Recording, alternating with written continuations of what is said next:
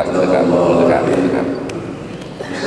Ketua Takmir Masjid Hidayah, para sesepuh, para alim ulama, dan ibu-ibu semuanya.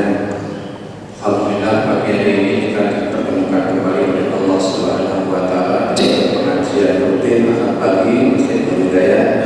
Semoga ini berberkah bagi kita semuanya. Salawat dan salam semoga kita tercurah pada Nabi Muhammad Rasulullah Sallallahu Alaihi Wasallam. Semoga kita juga mendapatkan syafaat beliau nanti di dunia maupun di akhirat. Allahumma amin. Bapak Ibu yang saya hormati, pagi hari ini tema yang akan saya sampaikan adalah 8 pintu surga yang disediakan oleh Allah untuk kita semuanya. Coba buka powerpointnya mas. Ada 8 pintu surga yang disediakan oleh Allah untuk kita. Masjid Hidayah ini pintunya ada berapa? 1, 2, 3, 4, 5. Seandainya Masjid Hidayah pintunya hanya 1, kemudian sedangkan jemaahnya banyak sekali, kira-kira sama dengan ketika kita mencium Hajar Aswad. Hajar Aswadnya 1, jemaahnya sekian juta, semua pengen mencium. Dampaknya adalah Rebutan. ada yang tidak bisa mencium, ada yang jadi korban rebutan, akhirnya sulit untuk mencium Hajar Aswad. Seandainya pintu Masjid Hidayah ini hanya 1, sedang jamaahnya banyak, naik lebihnya mungkin enggak, tapi keluarnya untuk anak bersamaan. Ada juga di Makkah itu, ketika pintu dibuka, orang berlomba-lomba untuk masuk karena pintu yang 1. Kalau di Mekah itu pintunya berapa? Enggak, 1 juga berapa? Masjid Hidayah pintunya ada 6. Maka surga juga disediakan banyak pintu oleh Allah. Sebaras. Nah, ada sekitar 8, ada kurang lebih 8 pintu surga menurut hadis Rasulullah SAW. Surga yang bisa kita masuki. Kenapa ada 8 pintu? Setiap manusia ini punya kemampuan yang berbeda-beda. Coba dasarnya mas, lanjut. Nah, ini hadis Rasulullah menyatakan bahwa di surga itu ada 8 pintu berdasarkan hadis Bukhari nomor 3227. Monggo Bapak.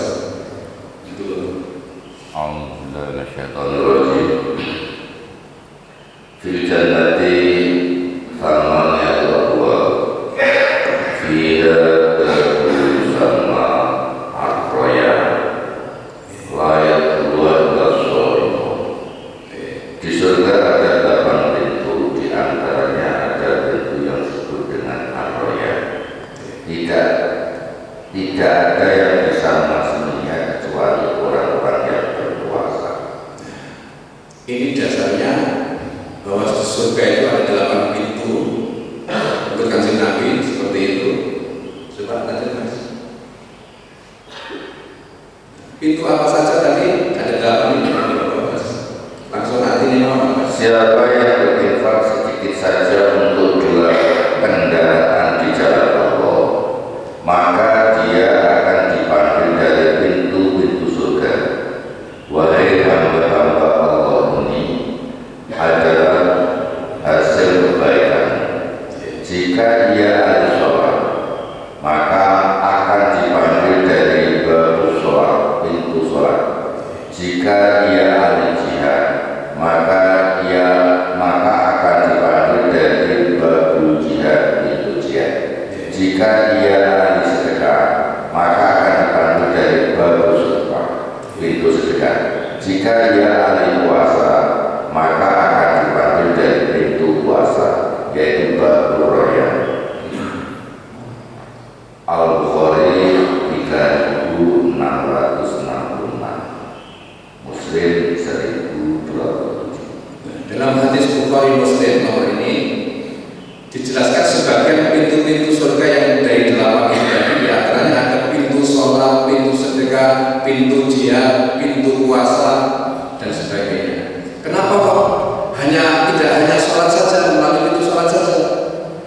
Kenapa tidak hanya melalui pintu sedekah saja? Coba naik mas, surat 17 ayat 8. Bismillahirrahmanirrahim. Katakanlah, tiap-tiap orang berbuat menurut keadaannya masing-masing. Maka Tuhan lebih mengetahui siapa yang lebih benar jalannya. Setiap orang punya kondisi yang berbeda-beda, sehingga setiap orang itu bisa berbuat sesuai dengan keadaannya masing-masing. Tidak bisa seseorang dipaksakan harus A. Kalau tidak A, kafir kamu. Kalau tidak A, bid'ah kamu. Tidak bisa seperti itu. Setiap orang Allah memberikan kemampuan yang berbeda-beda. Misalkan Pak Bas, kemampuannya dari dulu kelihatan ditakdirkan oleh Allah membina TPA dari dulu sampai sekarang. Yang dibina TPA terus, saya diberikan kemampuan oleh Allah dari dulu bangun terus. Saya kalau langsung ngajar TPA seperti Pak Bas nggak bisa. Pak Bas saya bangun ya. Aisyah, karena Allah memberikan kemampuan yang berbeda-beda. Maka tidak bisa kok seseorang katakan kamu harus A, nek orang A kafir. Gak bisa seperti itu. Karena kemampuan kita berbeda-beda, maka Allah menyediakan sesuai dengan kemampuannya. Coba dibuka Quran, Mas. Dibuka Qurannya. Surat Al-Baqarah ayat 286 yang kita biasa dari kebajikan yang diusahakannya, dan ia mendapat siksa dari kejahatan yang dikerjakannya. Mereka berdoa, ya Tuhan kami, janganlah Engkau hukum kami jika kami lupa atau kami tersalah. Ya Tuhan kami, janganlah Engkau bebankan kepada kami beban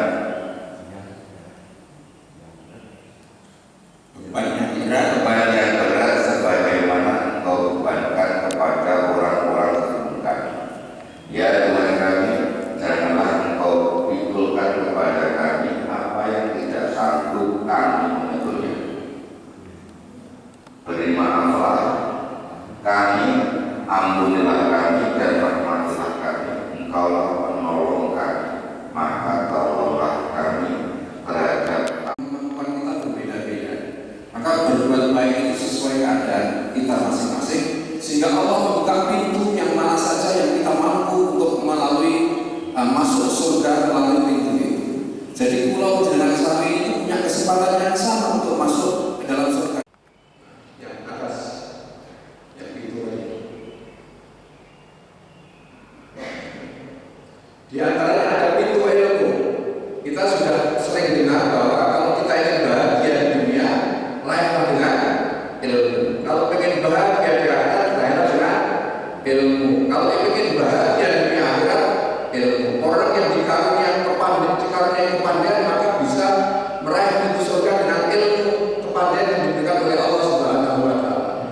Orang yang diberi kesusahan, Allah membuka pintunya melalui pintu kesabaran.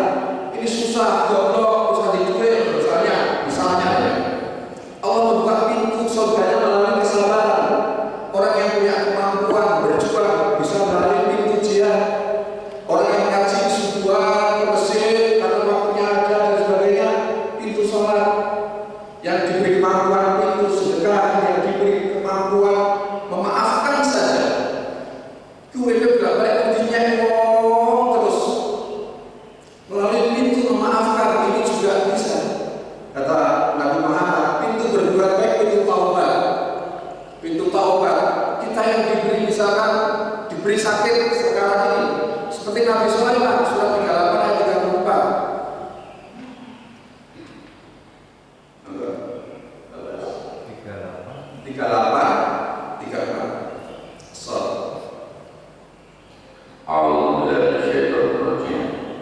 Dan sesungguhnya kami telah menguji Sulaiman, dan kami jadikan dia tergeletak di atas kursinya sebagai tubuh yang lemah karena sakit.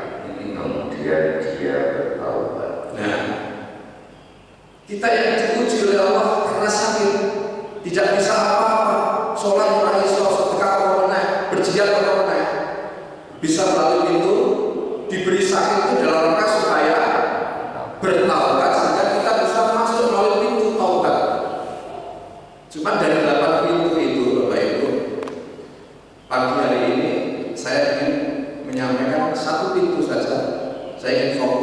yaitu pintu sedekah. Kenapa saya ambil tema ini? Karena tadi Pak Ketua Tamir sedang mengumumkan Masjid Nurul Hidayah sekarang punya UPZ. Apa Pak Tamir? Unit pengelola zakat. Unit pengelola zakat. Pentasarufan. Apa? Pentasarufan. Pentasarufan ya.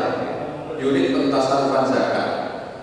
Nah, pagi hari ini yang ingin saya fokus adalah pintu satu, yaitu pintu sedekah. Yang lain nanti bahas berikutnya lain waktu. Kalau semua dibahas, mungkin bisa ditanyakan pintu sedekah. Menurut penjenengan, Bapak Ibu, sedekah itu sunnah atau wajib? Wajib. Wajib atau fardu? Menurut saya Ibu, sedekah itu menurut penjenengan sunnah, wajib atau fardu? Sunnah. Oke.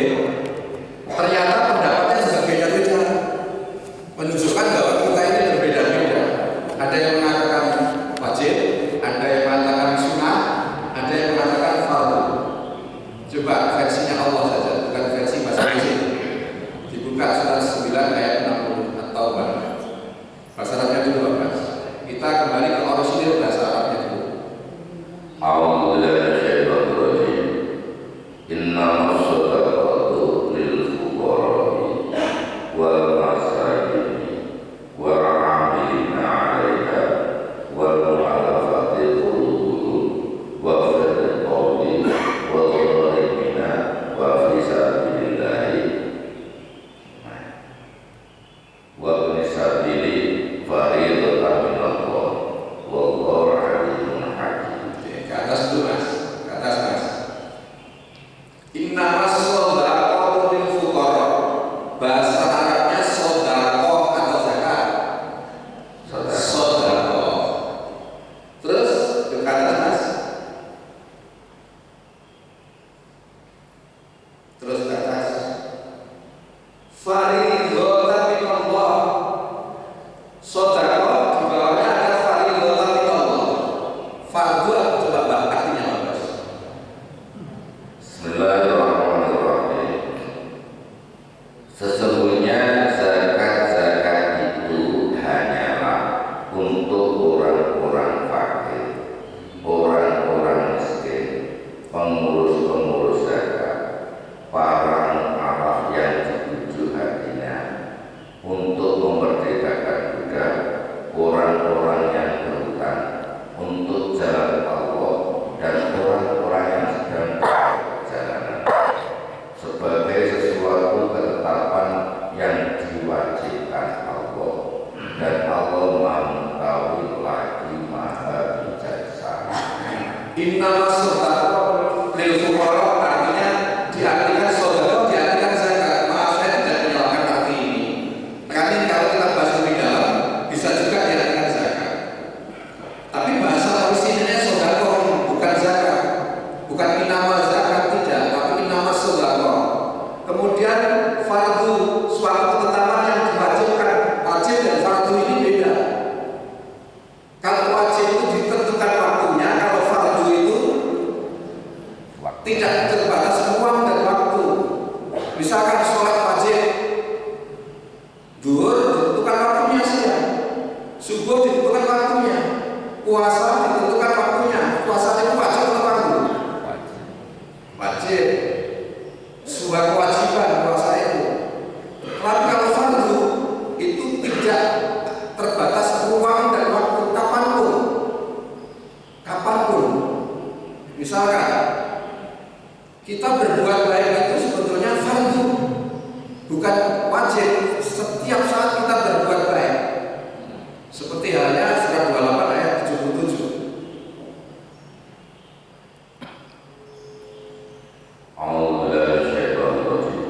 Dan carilah pada apa yang telah dianugerahkan Allah kepadamu kebahagiaan negeri akhirat, dan janganlah kamu melupakan bahagiamu dari kenikmatan duniawi, dan berbuat baiklah kepada orang lain sebagaimana Allah telah berbuat baik kepadamu, dan janganlah kamu berbuat kerusakan di muka bumi. Sesungguhnya Allah tidak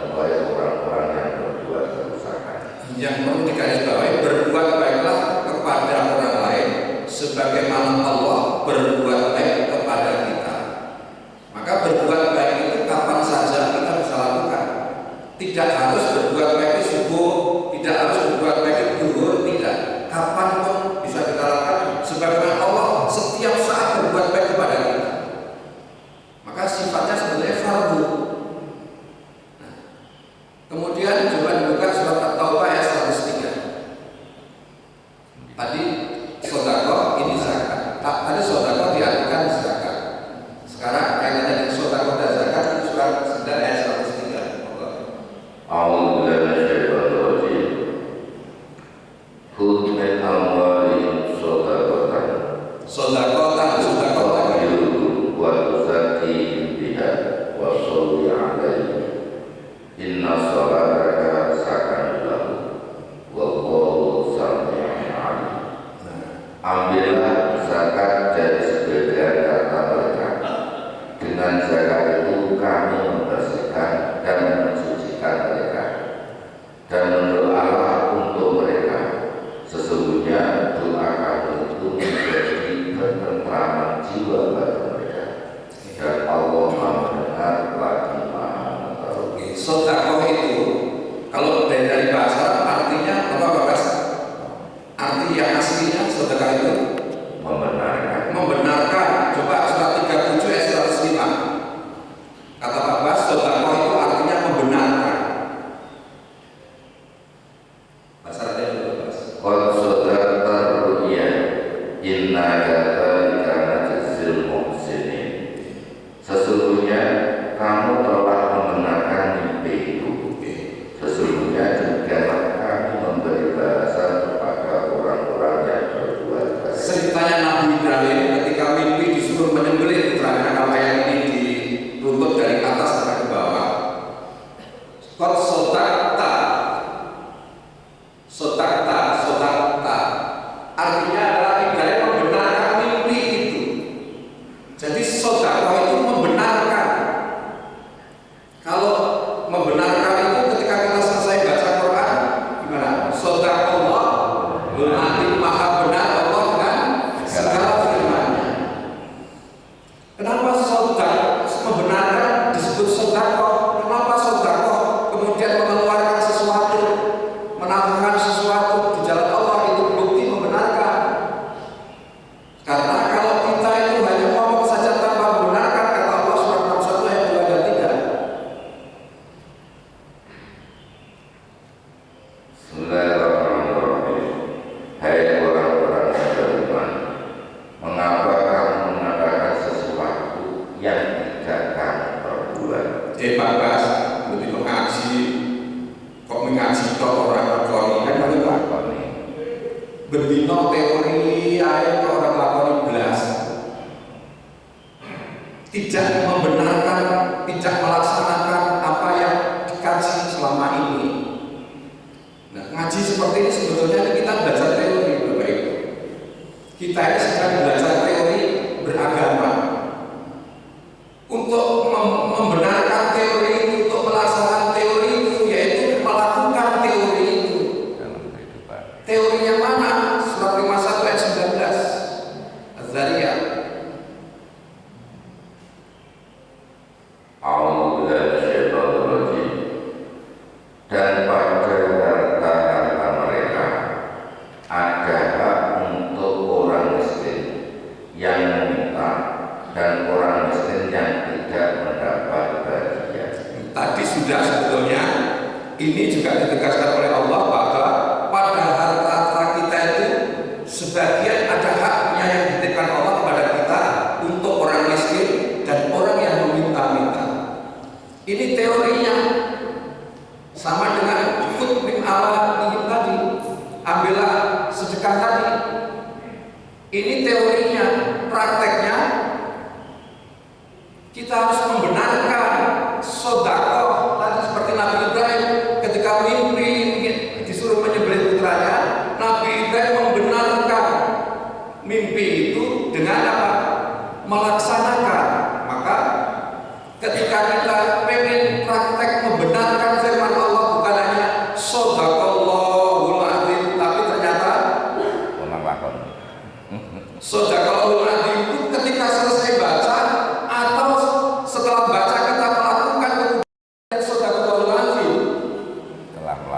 melakukan itu namanya sedekah lazim. Karena kalau kita surat 61 ayat 2 tadi, ayat ketiganya, ketika kita kemudian hanya berteori saja, Pak Pas terus berteori, kita contoh apa sih? Contoh sulit. Aman. Oke, contoh apa? Contoh itu langsung. Mesti ngajinya berkait terus. Contoh yang langsung. Pak Pas ada. Amat besar kebencian di sisi Allah bahwa kamu mengatakan apa-apa yang tiada kamu kerjakan. Nah, kabur maqta illallah anta guru malah taf'alu. Nek kowe teori terus sampai jebak teori ini, sampai ngelontok teori ini, tapi kok tidak melaksanakan, tidak membenarkan lagi. Kabur maqta illallah anta guru malah taf'alu. Amat besar kebencianku di sisi Allah, di sisi kita, ketika kita hanya berteori saja tanpa ada action yang nyata. Maka sedekah itu membenarkan, mengaplikasikan teori yang kita pelajari selama ini. Nah, kebetulan Masjid Nur Hidayah ini kan punya PZ unit pentasarufan zakat. Maka ini sebagai lahan praktek kita baik untuk melakukan, untuk selama ini kita berteori, selama ini kita belajar beragama, terus ini lahan kita untuk mempraktekkan dalam kehidupan kita. Karena kalau kita hanya menyatakan iman tanpa diberi lahan praktek oleh Allah, ya tadi ada orang yang ngaku iman, tapi ketika diberi lahan praktek itu tidak mau, sehingga pengakuan iman itu belum diterima oleh Allah. Surat 2 ayat 8.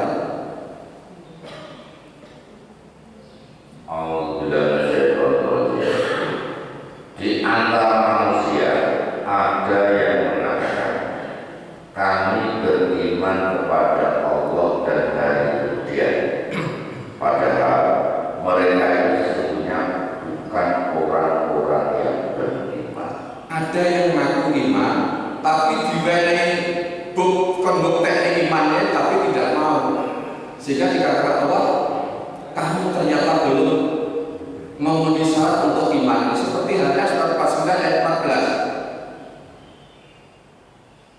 dan 15 kan. Orang-orang Arab Badui itu berkata, kami telah beriman. Katakanlah kepada mereka, kami belum beriman, tetapi katakanlah kami telah hidup, karena iman itu belum masuk ke dalam hatimu. Dan jika kamu taat kepada Allah dan Rasulnya, Dia tidak akan mengurangi sedikit pun pahala amalan. Sesungguhnya Allah Maha Pengampun lagi Maha Penyayang.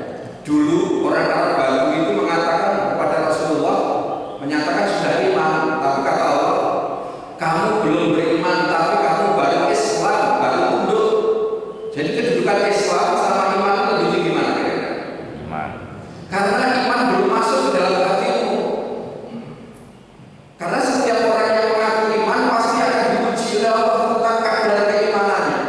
Surat Al-Ankabut ayat 2 dan 3. Begini Bapak Ibu, Quran itu saling terkait seperti ini. Maka ketika kita belajar, diusahakan kita ini belajar untuk menyeluruh, bukan 1-2 ayat kemudian sudah mengatakan orang lain salah. Karena bahas sedekah saja ayatnya sudah berapa ayat tadi? Saya cuplik sedikit. Bahas sedekah saja ayatnya sudah begini banyak. Bukan hanya 1 ayat saja kemudian sudah itu menjadi andalan kita untuk menyalahkan orang lain. Maka kita disuruh belajar secara kafah. Sebelum itu bukan surat 2 ayat 218 Al-Baqarah. Sebelum Al-Kahf surat 2 ayat 208.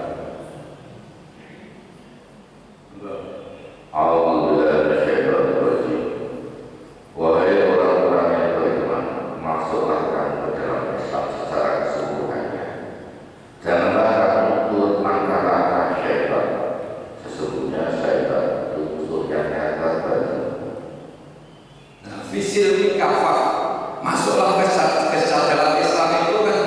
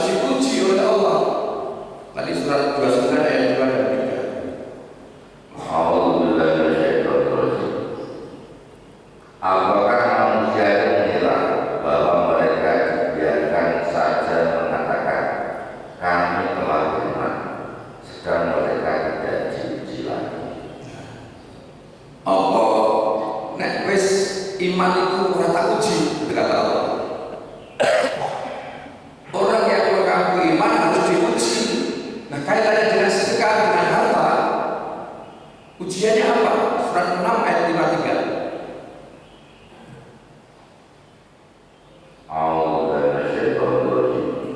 Dan demikianlah telah kami uji sebagian mereka orang-orang yang kaya dengan sebagian mereka orang-orang miskin, supaya orang-orang kaya itu berkata, orang-orang semacam inikah di antara kita yang diberi anugerah oleh Allah kepada mereka. Allah berfirman, tidakkah Allah lebih mengetahui tentang orang-orang yang bersyukur kepadanya? Allah akan menguji orang-orang kaya dengan orang-orang miskin. Kalau di antara jamaah kita ini ada yang mampu, ada yang kurang mampu, maka orang yang kurang mampu itu sampai kiamat juga pasti ada. Orang yang mampu sampai kiamat pasti juga akan ada, karena ini menjadi sunatullah. Orang yang tidak mampu diadakan oleh Allah dalam rangka apa? Menguji orang-orang yang mampu. Maka kalau di suratnya Takwir itu disebutkan orang yang sudah punya kemampuan zakat. Gini Bapak Ibu, kita katakan orang yang sudah mempunyai kemampuan zakat ini punya kewajiban, punya fardu bahkan tadi, bukan hanya kewajiban, fardu untuk membenarkan, untuk sedekah akan membenarkan, untuk melaksanakan sedekah atau membenarkan bahwa ini bentuk keseriusan kita dalam rangka menyatakan iman kepada Allah Subhanahu wa taala. Dan ciri iman yang benar itu tadi 49 ayat 15 tadi kan baru 14 tadi. 49 ayat 15 kalau jarak. Bismillahirrahmanirrahim. Sesungguhnya orang-orang yang beriman itu hanyalah orang-orang yang percaya beriman kepada Allah, Rasulnya. Kemudian mereka tidak ragu dan mereka berjuang dengan harta dan jiwa mereka pada jalan Allah. Mereka itulah orang-orang yang benar. Orang yang beriman, sesungguhnya orang beriman itu adalah orang yang percaya pada Allah dan Rasulnya, kemudian tidak ragu-ragu, berjuang dengan harta dan jiwanya. Harta kita akan diuji oleh Allah dengan apa tadi? Orang yang mampu, orang yang kaya diuji Allah dengan orang-orang yang miskin. Maka setiap ada orang-orang yang kemudian membutuhkan, hati kita tergerak, hati kita masa bodoh, atau hati kita acuh tak acuh saja. Itu bukti keimanan kita, tanda keimanan kita itu. Yang butuh sebenarnya bukan Allah, Bapak Ibu. Keimanan itu yang butuh adalah kita. Surat 35 ayat 15. Sedekah itu bukan Allah yang butuh, tapi kita sesungguhnya yang membutuhkan Allah.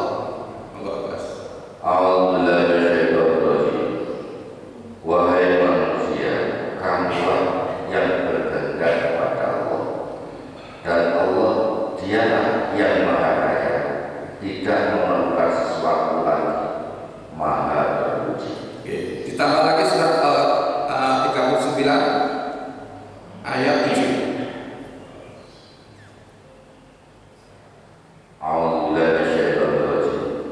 Jika kamu kafir, maka sesungguhnya Allah tidak memerlukan imanmu, dan Dia tidak meridhoi kekafiran bagi hambanya. Dan jika kamu bersyukur, niscaya Dia meridhoi bagimu kesyukuran itu. Dan seorang yang berdosa tidak akan memikul dosa orang lain. Kemudian kepada Tuhanlah kamu, Tuhanlah kembali, lalu Dia memberitakan kepada apa yang telah kamu kerjakan. Sesungguhnya Dia mengetahui apa yang tersimpan dalam dada. Kitalah yang berkehendak kepada Allah. Kalau kita kafir, Allah tidak efek sama sekali. Kalau kita iman juga, Allah juga nggak efek sama sekali. Tapi Allah meridhoi keimanan kita. Kalau kita kafir, Allah tidak meridhoi kekafiran kita. Jenengan percaya terhadap firman Allah ini juga pasti akan terjadi. Tidak percaya pun pasti akan terjadi.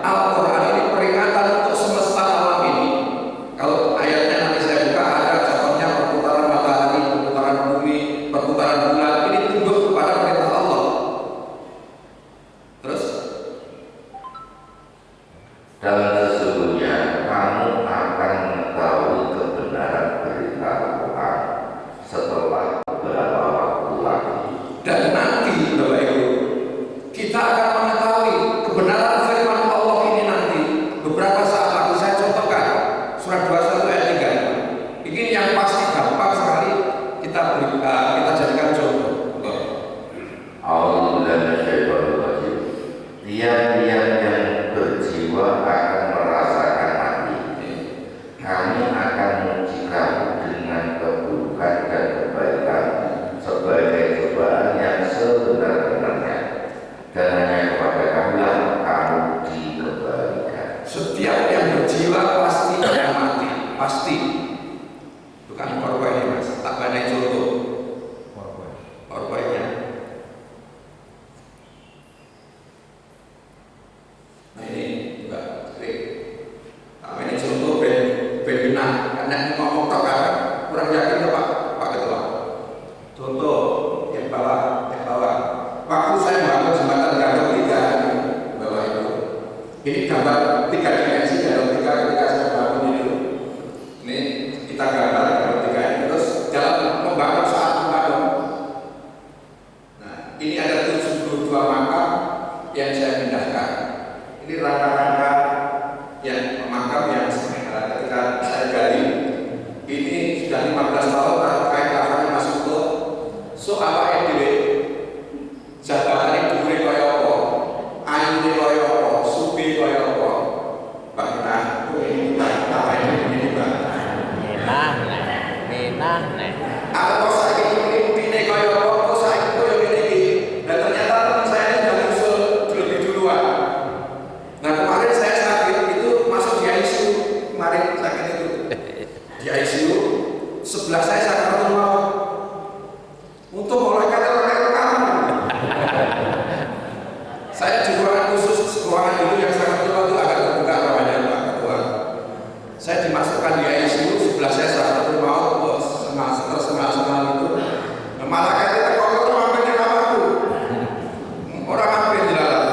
Jadi aku sesuk haji itu mergo malaikat itu mampir. Yang sebelah.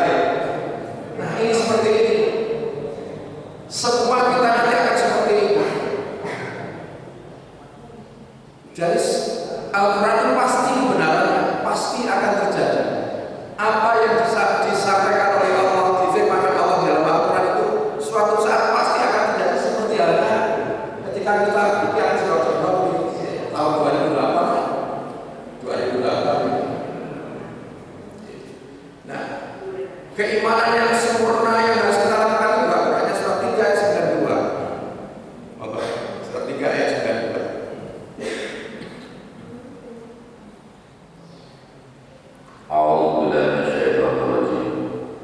Kamu sekali-kali tidak sampai kepada kebajikan yang sempurna sebelum kamu menafkahkan sebagian harta yang kamu cintai, dan apa saja yang kamu nafkahkan, maka sesungguhnya Allah mengetahuinya. Lantanul birokata yufikum ma'tuhibbun dan seterusnya. Kamu akan iman koyoko, yes, betul? Tidak akan sampai kepada kesempurnaan imanmu itu sebelum melepas sesuatu yang kamu cintai. Sebelum kita mampu melepaskan sesuatu yang kita cintai. Yang kita cintai itu bukan harus uang, tetapi apapun yang kita cintai. Seperti Nabi Ibrahim melepas putranya untuk disembelih dalam tanda kutip. Suwiran di anak, terus kemudian anak lewat-lewat ganteng sudah lucu-lucunya bisa berusaha bekerja bersama Nabi Ibrahim, kok bukan belek? Gek satu-satunya. Bukan sebetulnya Ishak juga ada. Putranya Nabi Ibrahim ada Ishak dan Ismail. Tapi ini masih perselisihan, ada yang disebut antara Ismail dan Ishak, itu ada perbedaan pendapat para ilmuwan.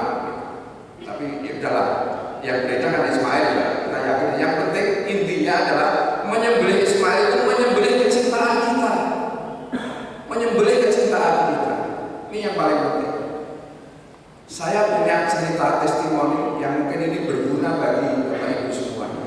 Dulu sakit yang dulu, saya pernah sakit di rumah sakit. Kemudian saya berjuang saat itu ibarat benang itu tinggal putusnya saja.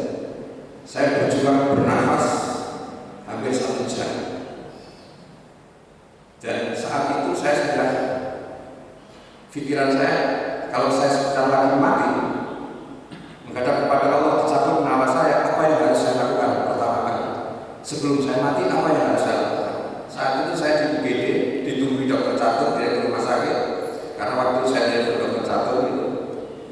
Terus kemudian ketika napas saya tersengal-sengal saat itu, kemudian sudah hampir 1 jam itu, saya ingat kalau saya sebentar lagi nyawa saya diambil oleh Allah, apa yang harus saya lakukan? Dibuka surat 63 ayat 10. Ini kemudian saya ingat ayat ini, di Bapak Ibu. Saya ingat ayat ini.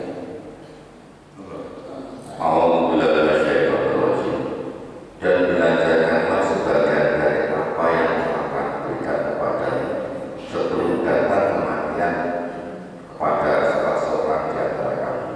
Lalu ia berkata, ya Tuhanku, mengapa engkau tidak menangguhkan kematianku sampai waktu yang dekat, yang menyebabkan aku dapat bersedekah dan aku termasuk orang-orang yang soleh. Bersedekahlah sebelum datang kematian. Saya ingat ayat ini. Kemudian dompet ini menjadi saksi. Istri saya adalah Mas Kulit ada. Dompet ini jadi saksi. Dompet ini yang bawa istri saya. Nah, hari Jumatnya waktu itu saya sakitnya hari Minggu. Hari Jumatnya waktu itu saya baru menerima beberapa orang, saya masukkan semua di dompet. Tak jadi bojoku kurang lebih. Bojoku tak jadi dompet, tapi dompetnya sih bawa bojoku. Akhirnya ketika saat itu saya sudah hampir putus nafas, saya sudah hampir hilang. Kemudian dalam keadaan duduk di tempat tidur rumah sakit itu, saya kemudian berdoa. Dalam berdoa itu kemudian Allah memperjalankan saya berjalan-jalan di alam bawah. Nah, setelah beberapa menit, sebentar saja waktu itu, tapi sebentar itu sudah berjalan-jalan banyak hal yang saya ketahui, yang ditunjukkan Allah. Sudah banyak hal yang ditunjukkan Allah ketika berjalan-jalan ini. Kemudian nyawa saya ternyata masih disambungkan oleh Allah. Kemudian setelah nyambung lagi, saya panggil istri saya, Bu, mana dompet?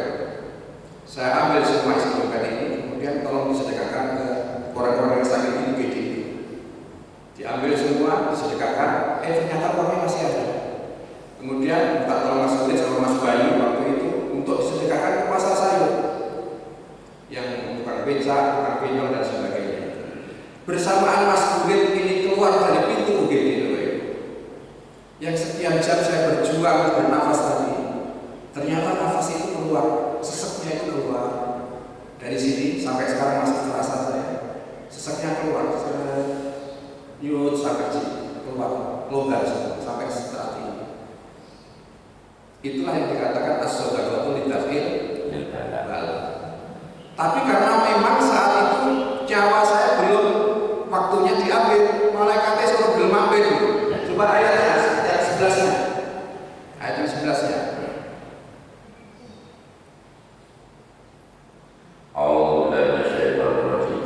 Dan Allah sekali-kali tidak akan menangguhkan kematian seseorang apabila datang waktu kematiannya. Dan Allah mengenal apa yang kamu kerjakan. Seandainya saat itu memang jatah saya sudah harus diambil, ya bablas tetap, bukan karena itu kemudian tidak. Tapi paling tidak kalau saat itu saya mati, ini sudah bisa menjadi bekal kita untuk menghadap Allah Subhanahu wa Ta'ala. Karena apa? Bersedekah sebelum datang kematian. Dan itu jatah mati yang kalau di pulau nganggo dunia sepiro, ya tetap mati. Tapi paling tidak ayat Allah itu sudah sarang-sarangkan di surat 63 ayat 10 tadi, bersedekah sebelum datang kematian. Masalahnya kapan kita itu mati? Tidak ada yang tahu. Kapan kita mati kira-kira? Ada yang tahu? Tidak ada. Gak ada. Kalau begitu kapan kita harus mempersiapkan diri menghadapi kematian? Sewaktu-waktu. Cara menghadapi kematian salah satunya adalah bersedekah sebelum datang kematian. Maka permohonan pengumuman takbir untuk bersedekah orang-orang yang tidak mampu ini adalah sebagai persiapan kita semua untuk menghadapi Kematian. mau loh sih, nekat mau. Sebelum kemudian tidak ada lagi jual beli. Surat berapa ya? Oh nanti kita lihat. Sebelum tidak ada lagi jual beli, surat 2 ayat 264 Mas. Surat 2 ayat 264.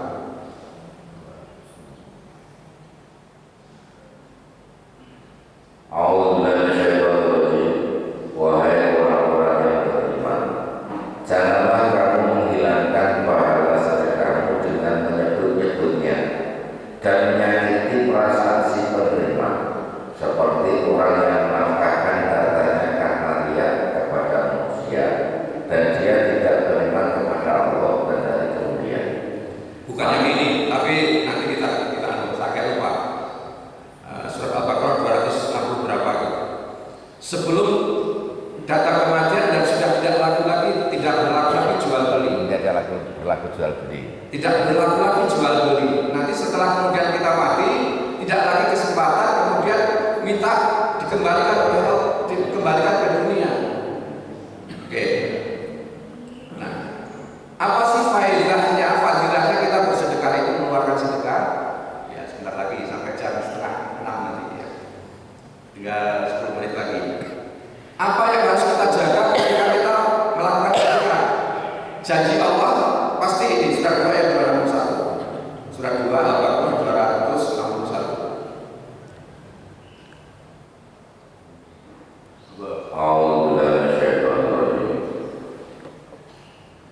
Perumpamaan nafkah yang dikeluarkan oleh orang-orang yang menafkahkan hartanya di jalan Allah adalah serupa dengan sebutir benih yang membutuhkan 7 bulir.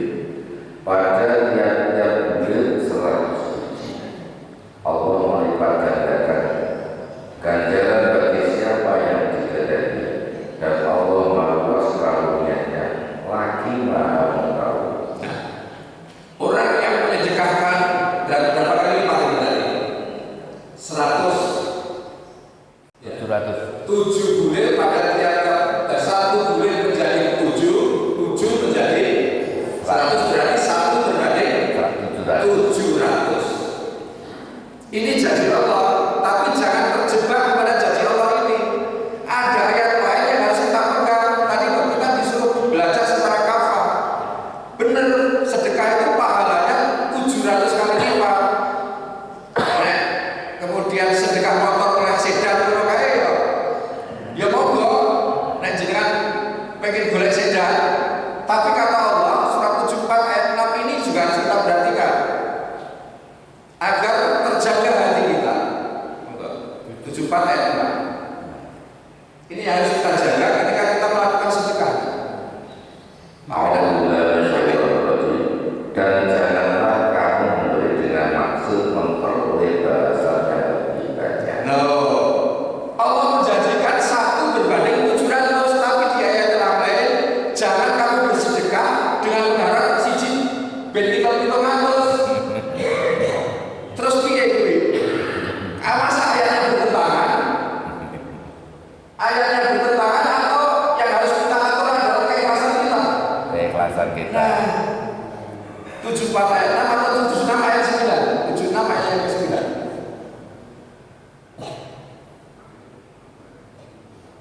76 ayat yang ke-9.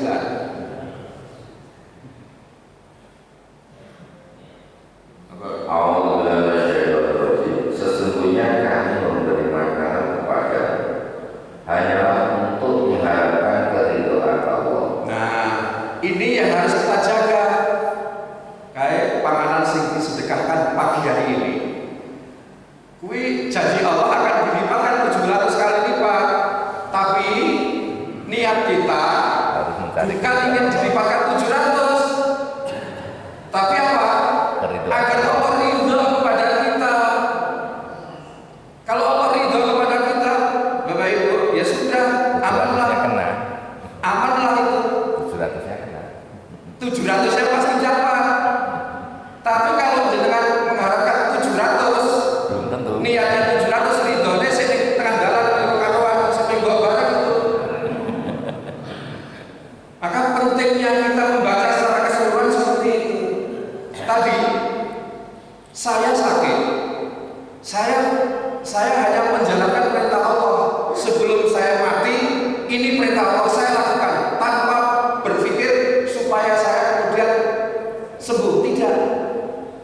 dengan hanya menjalankan perintah Allah, kemudian sungguhnya datang karena memang belum waktunya mati. Nek waktunya mati, waktu itu ya mesti malaikat itu mau pasti. Nek sembunyi akan maju. Nek sembunyi akan maju. Nah, seperti itu. Maka kesempurnaan iman kita harus diuji oleh Allah. Di antaranya ini orang terakhir mungkin itu nek jujur tambahnya surat 3 ayat 186 itu ujian bagi kita. Harta kita akan diuji oleh Allah.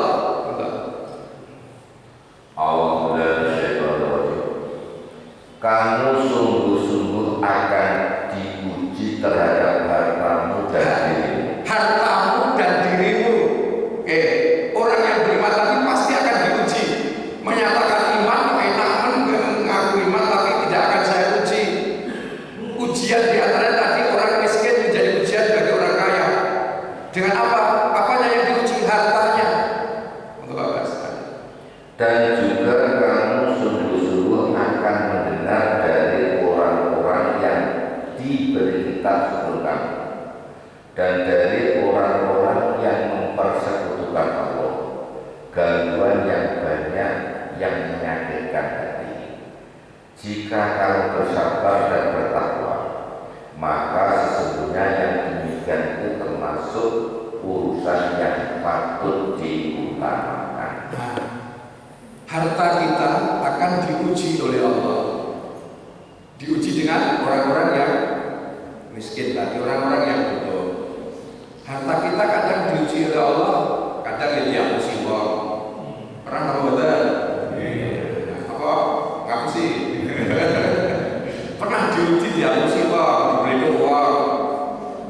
Kemudian apakah harta yang kita punya ini kemudian menjadikan kita luntur iman kita, atau justru harta kita ini membantu menyuburkan iman kita? Ini tergantung kita. Kalau kita iman harta kita ini kemudian membantu menyuburkan kita, tadi surat 392 tadi, lan tanalul birra hatta yunfiqu mimma tuhibbun, kita akan bisa mencapai kesempurnaan dengan harta juga keimanan ini. Maka ada pintu sedekah yang disiapkan oleh Allah untuk dimasuki orang-orang yang mencari keridhaan Allah dalam hal sedekah. Nah, sedekah ini nanti bisa dengan apa saja, bukan hanya dengan uang. Sedekah itu sesuai dengan kemampuan kita nanti. Kalau kita sedekahnya dengan ilmu, ya dengan ilmu tadi bisa menjadi pintu surga. Tapi masalahnya surga itu tidak gratis. Surat 3 ayat 142. Harus terakhir rasa terakhir.